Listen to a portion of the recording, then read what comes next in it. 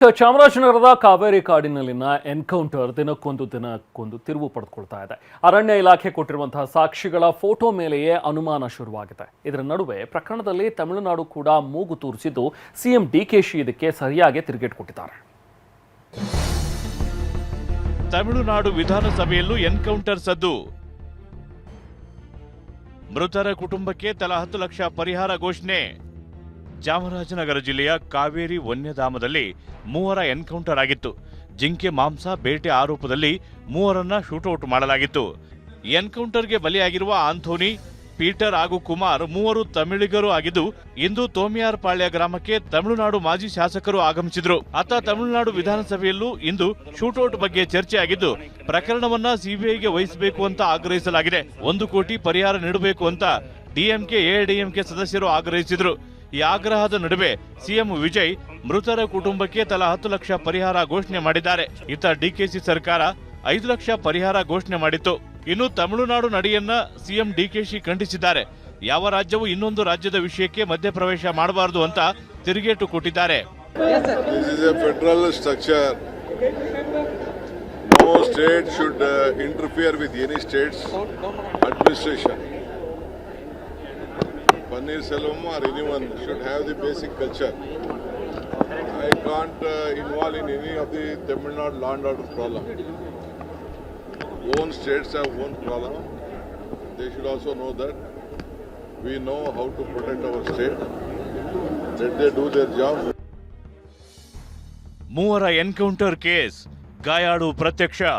ಇದೇ ಎನ್ಕೌಂಟರ್ ವೇಳೆ 4ನೇ ವ್ಯಕ್ತಿ ಮಹಿಮಾ ದಾಸ್ ಎಂಬಾತ ಎಸ್ಕೇಪ್ ಆಗಿದ್ದ. ಗಾಯಗೊಂಡು ಆಸ್ಪತ್ರೆ ಸೇರಿದ್ದವನು ಆಸ್ಪತ್ರೆಯಿಂದಲೇ ಡಿಸ್ಚಾರ್ಜ್ ಆಗಿದ್ದ. ಆ ಬಳಿಕ ಎಲ್ಲಿದ್ದಾನೆ ಗೊತ್ತಾಗುತ್ತಿಲ್ಲ ಅಂತ ಕುಟುಂಬದವರು ಕಣ್ಣೀರು ಹಾಕ್ತಿದ್ರು. ಹೀಗಿರುವಾಗಲೇ ಅದೇ ಮಹಿಮಾ ದಾಸ್ ವಿಡಿಯೋ ಮೂಲಕ ಪ್ರತ್ಯಕ್ಷ ಆಗಿದ್ದಾನೆ. ಅಜ್ಞಾತ ಸ್ಥಳದಿಂದಲೇ ವಿಡಿಯೋ ಮಾಡಿ ಬಿಡುಗಡೆ ಮಾಡಿದ್ದು ವಿಚಾರಣೆಗೆ ಬರುವಂತೆ ಅರಣ್ಯ ಇಲಾಖೆಯವರು ಹೇಳ್ತಿದ್ದಾರೆ. ಆದ್ರೆ ನನಗೆ ಭಯ ಆಗ್ತಿದೆ ಎಂದಿದ್ದಾನೆ. ತುಂಬ ಇದಾಗಿದ್ದೆ, ನಾನು ಮೆಲ್ಲಗೆ ಬಂದು ಮನೆ ಸೇರಿಬಿಟ್ಟು ಹಾಸ್ಪಿಟ್ಲ್ಗೆ ಬಂದ್ಬಿಟ್ಟಿದೆ. ನಾನು ಈಗ ನನಗೆ ಒಂಥರ ಭಯ ಆಗ್ತದೆ.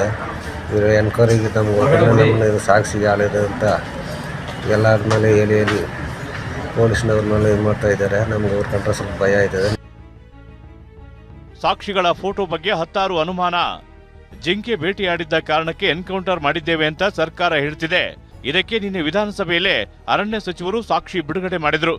ವಶಪಡಿಸಿಕೊಂಡ ಮಾಂಸ, ಬಂದೂಕು, ಅಡುಗೆ ಸಾಮಗ್ರಿ, ಚಾಕು, ಕಟರ್ ಸೇರಿದಂತೆ ಕೆಲ ವಸ್ತುಗಳ ಫೋಟೋ ರಿಲೀಸ್ ಮಾಡಿದ್ರು. ವಿಷಯ ಅಂದ್ರೆ ಈ ಫೋಟೋ ಬಗ್ಗೆ ಅನುಮಾನ ಶುರುವಾಗಿದೆ. ಬಿಡುಗಡೆ ಮಾಡಿದ ಫೋಟೋದಲ್ಲಿ ಹೊಸ ಚಪ್ಪಲಿ ಇದೆ. ಚಪ್ಪಲಿಯಲ್ಲಿನ ಸ್ಟಿಕ್ಕರ್ ಕೂಡ ತೆಗೆದಿಲ್ಲ. ಹೀಗಾಗಿ ಹೊಸ ಚಪ್ಪಲಿ ಇಟ್ಟು ಸಾಕ್ಷಿ ಸೃಷ್ಟಿ ಮಾಡಿರುವ ಬಗ್ಗೆ ಅನುಮಾನ ವ್ಯಕ್ತವಾಗಿದೆ.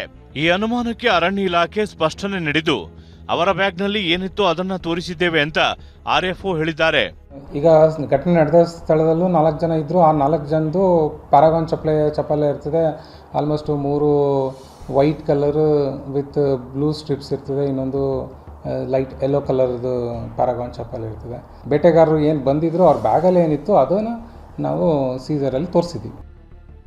3 ಎನ್ಕೌಂಟರ್ ಪ್ರಕರಣ ತಮಿಳುನಾಡು ವಿಧಾನಸಭೆಯಲ್ಲೂ ಸದ್ದು ಮಾಡ್ತಿದ್ದು, ಈಗ ಸಾಕ್ಷಿಯ ಫೋಟೋಗಳ ಬಗ್ಗೆಯೂ ಅನುಮಾನ ಶುರುವಾಗಿದೆ. ದಿಲೀಪ್ ಚೌಡಹಳ್ಳಿ, TV9, ಚಾಮರಾಜನಗರ.